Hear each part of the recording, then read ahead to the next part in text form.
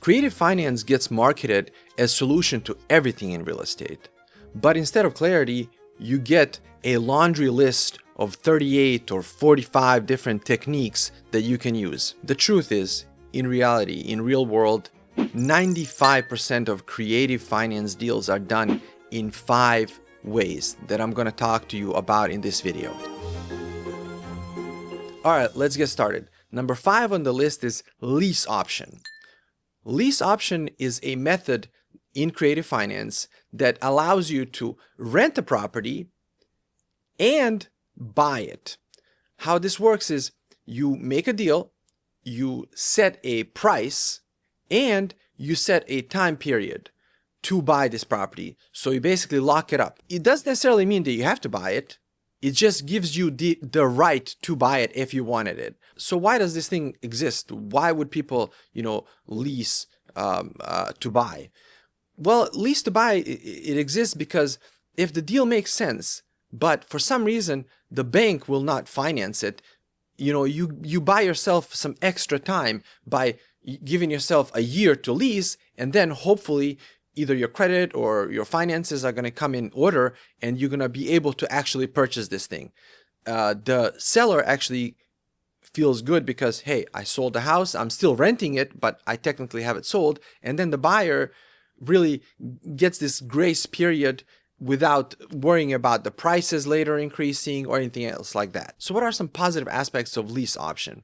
Well, number 1 is, hey, you're getting to buy a house. Maybe your credit wasn't good or something else was happening, but you are on the path to get a house, an investment, or whatever you want. The second thing is, usually you are dealing with an owner.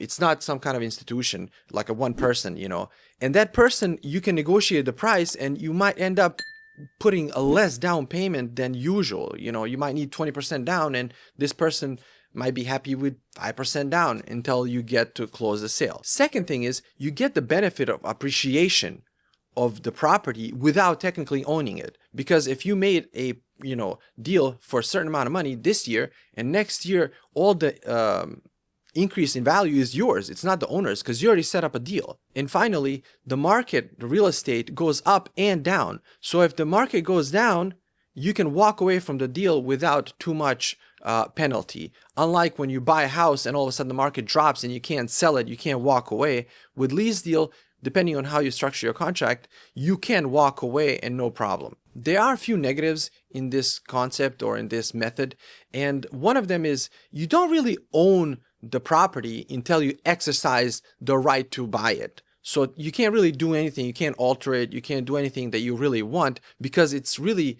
not yours. Even though you have the right to buy it, you didn't actually trigger that part and you can't really buy it. So you can't remodel, you can't do all kinds of other stuff that you would like to if it was yours. The second thing is, if you do end up in this predicament where you want to back out, sometimes the fees are pretty high, depending on how you structure your contract, but that's what you got to do initially, make a really good contract. But if you back out, the fees could be large. You could lose some of your down payment, you could lose all of your down payment, and basically you were just renting anyways and you just lost some money. In these kind of deals, you need a really good contract because you're setting a price, you're setting a timeline, you're renting, all kinds of stuff is happening.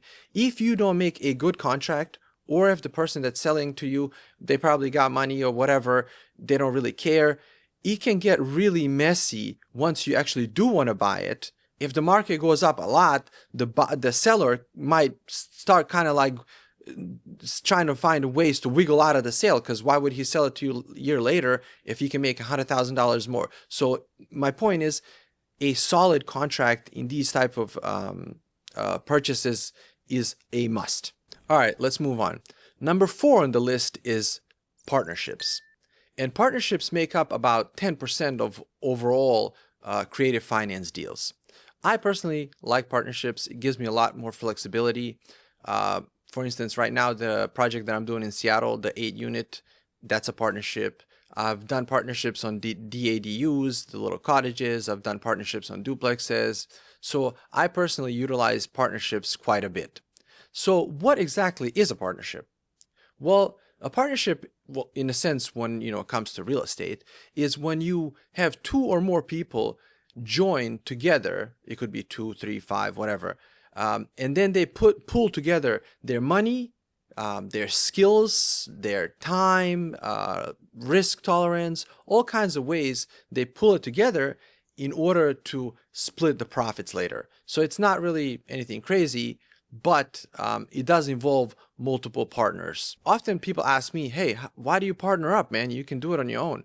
Well, that's true, but a lot of times in real estate, especially because it's so much money, people don't have all of the things together at the same time. One person may not have time to do this. They might have the money. Another person might know how to do something but doesn't have the money. So the reason why partnerships exist is precisely because it combines, it fills the gap when it comes to people trying to get a project done, but they all have little pieces of skills to get this thing done. Partnerships have many positives. Number one is you get to do way bigger deals than you could do on your own because you are combining money and skills and time, like I said.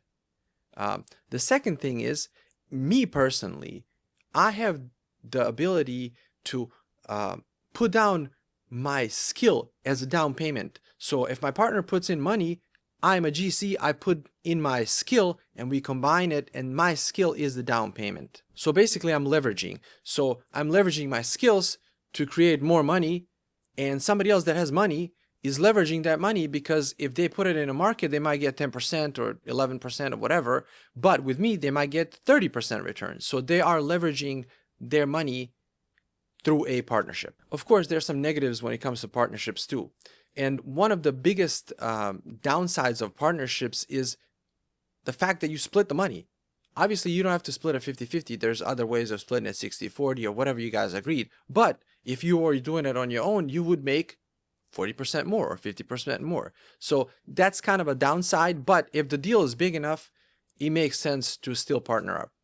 The second thing is partners are kind of annoying sometimes, especially if the partner doesn't know what he's doing, or if they're just providing money and they're expecting certain things. You really have to set some ground rules down and explain to this partner of yours that what's going to happen, how it's going to happen. It has to be a really, really, really good contract between you guys, because that's really where partnerships fail the most. It's really the contract, because people's expectations are not the same. And the last thing is, I'm usually investor and I build stuff and for myself and spec and sell it. And when I do that by myself, I end up making decisions really fast because there's nobody else to ask. It's just my money, my project, my everything. If you have a partner, sometimes it ends up being slow because you have to bounce everything off of the other person. So when you want to make a partnership, it takes a huge amount of effort to make a good contract that benefits both of you guys. Make sure to spend some time on that. Don't just jump into a partnership and then later on somebody gets pushed out, or you lose a friendship or something like that. These 5 methods on my list deserve an entire video individual on each one of them, and I will do that. But for right now, I'm just trying to explain kind of in general what creative finance is. In my videos, you don't have to click on a link that's going to take you somewhere where I'm trying to sell you something. All the stuff that I'm doing is free. All the information is right there. But if you do want to hear about those other videos, please subscribe to my channel so you know when they come out. Number 3 on our list is subject to. And this makes up about 15% of the creative finance deals that are done. Now, this is not related directly to subject to. This is about this entire video. I just want to put this in perspective. Creative finance is very necessary and it's very important, but creative finance is 2% of the entire market. So I don't want you to zoom in so much into creative finance that you miss regular deals. 90% or 95 or 98% of the deals are done through regular mortgages, through regular means. So just keep that in mind. So when I say 15% of the creative finance world, I mean 15% of already 2%. So it's really a small amount. Okay, now what exactly is subject to? Well, subject to is a method to buy a house from somebody and that person keeps the loan. So you essentially take over their loan, You don't put it in your name, but you take over the payments for the loan. And that way you become the new owner. I know it makes no sense. Didn't make sense to me for the longest time. And that's why I don't do this, because it's really complicated. But apparently the person that holds the title and the person that holds the loan itself don't have to be the same person. Now, to me, when I see stuff like this, I just stay away from deals like that, because it just seems like a problem waiting to happen. But there are certain people in certain situations where this actually does kind of work out for them. Mostly it's kind of a bad situation that the people are in. Like, for example, a divorce. A husband and wife, they have a house, they're getting a divorce, and either husband or the wife takes over the payment of the loan and becomes the new owner, even though the other person is still on the title. So, if, for example, that's a situation where this could be useful. Another situation is like, if you want to sell your house, but you don't want to ruin your credit. Let's say your house is overvalued. So your house is underwater. What that means is you can't sell your house for the amount of money that you have on your debt. So you might be able to give this loan to somebody else, somebody that's willing to, take a little bit of time and build up that equity back for themselves. And then you don't have to worry about this being on your credit history. As far as the investors are concerned, this works for them, because usually when you buy this, you don't give any money as a down payment. So if you're okay with the cash flow covering the mortgage and you make this deal, totally cool. It's good for you. But like I said, there are a lot of downsides to this thing. One of the main ones is the loan is still in the other person's name. If you buy a house and the loan is in somebody else's name, it's messy. Number one, what if you miss a payment? That person, their credit goes down because you missed a payment. It's kind of a dick thing to do. It happens. But my point is, the other person no longer is paying, and if you miss a payment, it goes against their credit. Another risk is due on sale clause. What that means is every bank, every mortgage has this clause in their thing. They don't enforce it. They kind of look the other way, because if you keep paying the rent and you keep paying the mortgage and you keep the insurance going and everything else is good, the taxes are fine, they're usually not going to go after you. But technically speaking, they can. So what that means is, if you sell it to somebody else and the ownership changes, the bank can demand the money right away, like the entire loan. They can demand it in the entirety. So that's something that's always in the back of your mind. It really doesn't feel good. Imagine having a portfolio of these houses and something happens where they trigger all of them. It would be a mess. Amongst those problems, there's countless other issues that you can come up with in this method. I personally, like I said, don't like it. I can't say that it's something that I would do in the future, but it is an option for a certain small percentage of people that might find this useful. It is not a business. It's not some kind of method where banks are advertising this. Nobody's advertising this. This is like a gray area, and it's so bad that you can't have a business with the intent of doing this ahead of time. What I'm trying to say is, like, you can't have two people come up and say, hey, I'm buying the house, but right away you're going to take over the loan, and then that's your house, because let's say my credit is good and your credit is bad. It's so important that immediately that's fraud. So later on, somehow, it's frowned upon, but it gets done. So technically speaking, like I said, I personally don't like this method, but I'm not going to stay in the way of somebody that wants to get really creative and, maybe pick up a property or two this way. Okay, number 2 on our list, and now we're getting into some good stuff, is hard money or private money. No matter what people tell you and how they spin it, this industry runs on money. Is the lifeblood of this entire real estate industry. There's no way you're going to do it without money. So this private money is very special because it gives you flexibility. Let me get into that. Okay, like I said, it makes up about 15%. And what hard money is basically private lending. It could be a person or some sort of entity where they combine a couple investors and they're lending this money.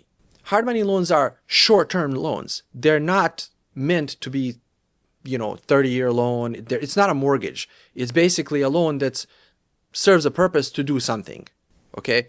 And I will get into a longer video about hard money loans. But essentially, that's what it is. It's a loan from a private investor to do something. And the best part of this loan is that it's not credit-based.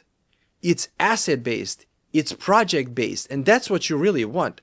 You want the lender to see the potential of your project so that you can get a loan. Because oftentimes, the potential is there, but the banks are so old school and they can't get out of their little box, and all they do is just like regular stuff. You can't explain to them that what you're trying to do and how you're trying to make money. And these guys are definitely available and they can do that. For example, earlier on, I said partnerships. So I actually, for this 8-unit project, I combined a partnership and a hard money loan. So they can be combined. Two of these methods could be combined. So I have a partner, like I said, I pitched my work, he pitched in money, and then together we went and got a hard money loan. And the hard money loan, like I said, is based on the asset. So they came in, figured out, all right, these guys are building 8 units. They're going to sell them for this much money. This is how much money they put down. And they gave us the funds. You may ask yourself, wait a second, why would you use that and not a regular bank? Well, let me tell you, banks suck. If you're an investor, maybe if you're new, you think this like you have this illusion of the banks, how they help you out and stuff. In my 30 years of experience, I maybe made 1 or 2 deals with regular banks, and I made dozens and dozens of deals with hard money lenders. Because, number 1, they are fast, okay? Number 2, they understand what the project is. So if sometimes you get a project and you want to make an offer on a good deal, and that person needs the money right away. If you go to a regular bank, it's going to take months and months to get this stuff figured out. A hard money lender is going to come in, have a coffee with you and be like, okay, I see what you're doing. All right, how much money you got down? Okay, fine. Then we'll fund the deal. And they can do it within a week. And that's crucial because timing is everything. If a person wants to sell you this thing and they need the money, like I said, right away, then hard money is the way to go. When it comes to people that use these kind of loans, oftentimes you hear these flippers and you flip a house. That's basically who uses the loan. One of the people, one of the type of people that uses the loan is people that flip homes. They come in, they put a little bit of money down, a person gives them a loan. Sometimes they even bundle the funding for the construction itself. Like I said, even for my 8 units, oh my God, they did a great deal. And I'll go into it, and it's a lot for this particular video. But my point is, the flexibility is there. They might be able to take over the project later. If you can't sell it, they might be able to, give you an interest-only loan, or they might do all kinds of different deals because they are flexible. Again, people that flip houses, or people like me, builders, developers, they just don't want to mess with the bank. You come in, you got the permits, everything, you just get the loan, and these guys are quick with the money. They understand everything. It's just a smooth process when you compare it to a regular bank. So let's go through a couple positives about hard money loans. And like I said, for me, they're my favorite ones because they're so quick and easy. Number 1 positive is, like I mentioned in the beginning, it is an asset-based loan. So it's not based on your credit score. You can have a bad credit score and you can still purchase something if you have enough down payment, because they look at the project and they figure out, okay, this makes sense. Let's fund this deal, because it's not based on your personal score. Even though they do, if they see that you're, filed for 7 bankruptcies, they're not going to work with you. But my point is, the loan itself is based on the asset. Number 2, like I said, they're so fast. Speed is crucial in these deals. If you're trying to buy property, speed is essential. You got to have that money by Tuesday. They're going to have it by Tuesday. And finally, the funds that you get for the project often are in one side, and then you might have funds for rehab of the project or new construction. And then even on another third side, you might have a little pot for the interest itself. So you can pay, You can borrow interest to pay the loan itself. So it's really a lot of flexibility. Some of the negatives are high interest rate. So, if the bank gives a construction loan for 7, 8, the hard money lenders are going to be 11. But keep in mind that you're only holding this loan for 10 months or 12 months. So that 2% is really negligible, considering that you're going to get your project done and that it's not going to take a lifetime to get this thing approved. In addition to high interest rates, another thing about hard money loans is that it is a short loan. So you do have to finish the project and have an exit plan. Otherwise, you're going to get in trouble. You can't take a lifetime. It's not a 30-year mortgage where you can say, oh, I can't do it this year. I might end up doing it next year or whatever. No, you got to have a plan and you got to execute. And to finish it off, when it comes to hard money, because these numbers are so high, the interest rate is high, the fees are high, the closing is high, everything is high. If you are not good, if you didn't do a good feasibility, and if you didn't do good math, figuring out what the market is and how everything is going to work out, you might not make any money, because by the time you pay the loan and everything works out and back to zero, you might not make that much money. So that's a risk. So you have to know what the hell you're doing. Otherwise, don't take a hard money loan, because they don't give too many breaks. They're going to take their cut. And at 11%, it really adds up quickly. So you got to do the right math, do the right feasibility, do the good market research, see what the product that you're doing is going to cost later to sell, and then if it makes sense, then do it. Otherwise, this is not one of those things where you just hope for the best. All right, guys, we made it. We're down to number 1. If you're still here with us, I appreciate it. Thank you for watching the video. I know these videos can get long and boring, but honestly, if you want to be in real estate, if you want to make your living in real estate, you kind of have to know all these systems and all these methods. And next time when you come across a deal, you can implement the right method and make yourself some money. Okay, number 1 is owner financing or seller financing. I'm sure you've heard of it, but this makes 45% of the entire group of creative financing. So what exactly is owner financing? Well, just like anything else in this bunch, the idea of creative financing is to get away from the banks. So when I say owner financing or seller financing, that means that the seller or the owner of the property is financing the loan. Now, when that is done, it's never really done in a sense where you're going to buy this and hold it for 30 years as in a mortgage. Usually owner financing works in a way that it's a transitional financing or a bridge financing. What that means is you purchase a property through owner financing because you don't have to deal with a bank. You don't have to put up any credit history or anything like that, because you're dealing with a person, not a bank or some kind of institution that checks your credit. That's why owner financing is so powerful. All of these deals are fascinating and very useful. But like I said, throughout partnerships and everything else, there is a lot more to this concept of owner financing, because you can make all kinds of deals. That's the idea. You're avoiding the bank. Also, you're talking directly to the person that owns it. So you can make any kind of deal. I want you to know that there are no rules in real estate. There are no rules in life. But especially in real estate. And when you're dealing with the owner of the property, you can ask for anything, negotiate anything. You can get anything you want. The most important thing is for you to get this property. Okay, for me personally, the way I use owner financing, and I've used it multiple times throughout my career, especially lately in these duplexes that I've built here in Everett, Washington. The way I use it is I combine that, just like I did with partnerships and hard money loans. I do the same thing. I use owner financing and partnerships at the same time. So basically, I'll approach a person, or they approach me a lot of the times, because I've done so many duplexes in this area, they really know me. So they approach me and they say, hey, I've got this piece of property. I would love to do something. I see that you're doing a lot. Let's partner up. And in a sense, we are partnering up. And again, their collateral is their land, and my collateral is my work. But that's not the only way to do this thing. That's my point.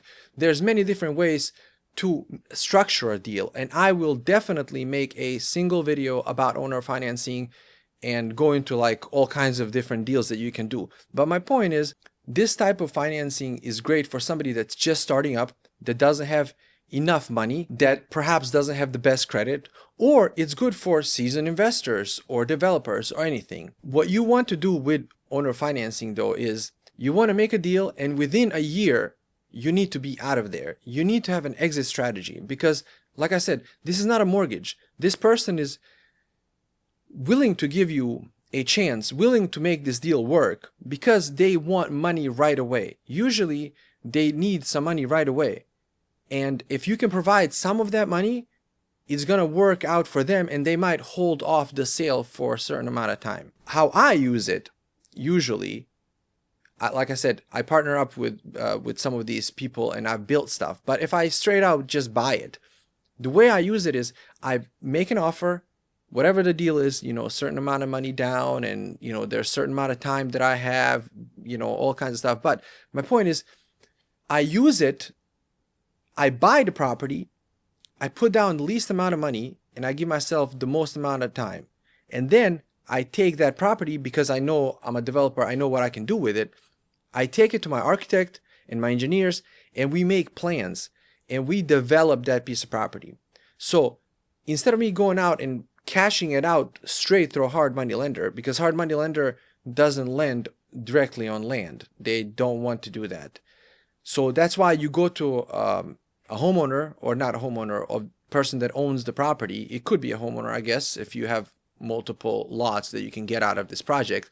But my point is, you go there, you talk to them, you get it, and then you make plans and you submit it to the city or do whatever you got to do, and then you get the permits. After you get the permits, and that usually takes about 6 months to get any kind of sizable project permit, it's not going to be like a month. So once you have those permits, then you are able to go to a hard money lender and say, hey, this is what I got going on. I have this property. They don't need to know how you structured your deal with the owner, but they will buy you out. They will buy the entire owner portion of the mortgage or the loan, and they will give you the money to build, because they see the potential, like I said. So oftentimes you're going to have to combine certain things. Not often, almost every time you're going to have to combine something with something else to make it work. That's why it's called creative finance. So when you buy something from an owner, they will negotiate with you, but most of the time they will need money. Again, money is a key. These people own this property. They want to sell it. They don't want to sell it. It's usually some older folks or something like that, and they just happen to need the money, you know, immediately, and you are providing them with money. If they need that money right away, they know if they put it on the market, especially if it's land, oh my God, it's going to take them so long to sell it, because piece of land usually takes 90 days to do a feasibility study. Feasibility study is when you check everything, make sure that there's power, make sure that there's sewer, make sure that you can build something, whatever, there's no wetland or anything like that. So that takes time. And usually when these wholesalers come up and they want to buy their property, they say, oh, we're going to lock it up for 90 days, and then they find somebody else to sell it to. What distinguishes you from them is the fact that you're willing to put some money down. You know, you're willing to put some money down and actually have a deadline when you have to exit this deal. So owner financing is just another tool to get in the door. Don't count on owner financing forever, like I said. Even if you come in with bad credit and you want to buy this, again, they're going to want some money down. There's no way you're not going to pay any money down. If that's an issue, then really you can try to figure out another way, but there isn't that much creativity in the world that you're going to come up and buy something with zero money, because the math simply doesn't work. If you get an investor to invest 20% and then you finance the other 80%, the math never works. You got to have some money yourself. Now that we know who buys property through owner finance, which is basically anybody that can, because that's the holy grail of the buying real estate, why would an owner sell like this versus on a regular market. Like I just said, the owner usually needs money immediately, and they usually have a piece of land. It takes forever to sell, and they want the money right away, and that's your way in. So now that we kind of established what the positives are and who does what, there are some negatives also, just like with anything else. With owner financing, there are some negatives. And one of the biggest negatives is if the owner has a loan. Usually, if they don't have any loans, then you can straight negotiate with them. There's all kinds of flexibility. But sometimes they are selling it to you, but they have a loan. So technically, owner financing only works if their land is paid off, and that limits a lot of your market out there. That's why I say creative finance is good, but it really is a small portion of the entire real estate business. So you have to find the right person that owns the land straight out. The second thing about owner financing that kind of can get messy is, just like with everything else in this list, it's the agreement, the paperwork. It really needs to be good. You need to have a real estate agent put together something, if not a lawyer, if it's like more complicated, if you have more partners or something like that. If it's a straight deal between you and somebody else, okay, fine, maybe you can get a real estate agent. But like I said, if you involve a partnership and all of this, you need a lawyer. So the paperwork is really cumbersome, and there's a lot of it if you want to make sure that this gets done correct. Following up on that paperwork thing, it is really difficult to refinance or sell if you have poor paperwork. So it's not only that you can't close yourself. If it's one thing to have a bad paperwork and you can't close on a deal, let's say a year later, all of a sudden something is wrong and the paperwork wasn't done right. That's one thing. The second thing is the paperwork can also be so poor that you can't really refinance or you can't sell it to somebody else. Let's say you get permits for a project and you don't even feel like working on it. You're like, all right, I'm going to make some money. I bought this and under owner financing, had it for 6 months. I got these permits, and all of a sudden you want to sell it, but the paperwork wasn't done correctly. And then that puts you in a position where you have to renegotiate the deal 6 months later. And now the owner knows already what can be done, the potential. And if there is a little bit of room for them to wiggle out of this deal, they will try to do that. I'm going to wrap this thing up by saying this. I will make videos probably about owner financing, partnerships, and hard money loans specifically. And I'm going to give you way more examples of exactly what I did on my project. So you can see this is not BS. This is actually what I do. And in addition to that, I want to say another thing. Do not limit yourself. I've said this throughout this video, but again, do not limit yourself to just owner financing or subject to or anything that's in this creative packet.